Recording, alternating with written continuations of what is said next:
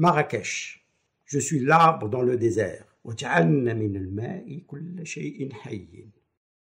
avons créé à partir de l'eau toute chose vivante, dit le Coran. Pour moi, l'arbre qui se tient dans la plaine aride, ces mots résonnent.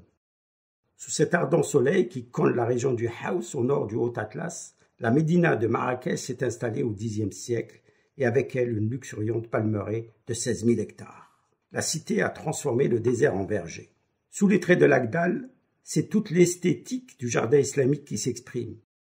Ces perspectives qui domptent le regard, la sensualité des jardins parfumés d'agrumes et d'aromates, la douceur de l'eau qui jaillit en fontaine. L'eau est une musique, un tableau, une fraîcheur.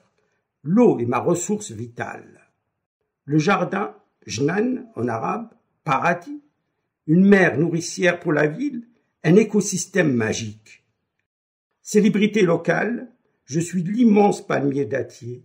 J'adoucis l'oasis d'un microclimat et je favorise le foisonnement végétal à mes pieds. Je protège les arbres fruitiers du vent et du soleil qui eux-mêmes abritent une strate maraîchère faite de tomates, luzernes et nez, un écosystème où nous sommes liés. Mais où trouver cette eau qui cultive la vie, qui me fait grandir dans une terre désertique? Ni mirage, ni miracle, une prouesse technique. Depuis des siècles, la ville résiste à ce destin climatique et façonne ce paysage d'abondance par un système très sophistiqué d'irrigation que sont les khétas, héritage des techniques d'irrigation et de l'agronomie propres à la civilisation islamique.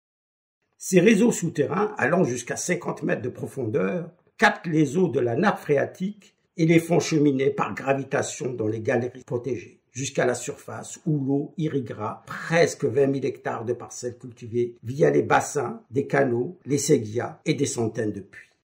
Le développement même de la ville et de ses palais a suivi les dédales des réseaux souterrains qui l'alimentaient en eau potable. Ce patrimoine puise dans le savoir-faire ancestral perpétué par les populations du désert jusqu'à nos jours. Mais beaucoup de ce patrimoine a été détruit. L'urbanisation, le tourisme de masse, la raréfaction des neiges de l'Atlas ont asséché la nappe et les rivières. La promotion immobilière a comblé les galeries.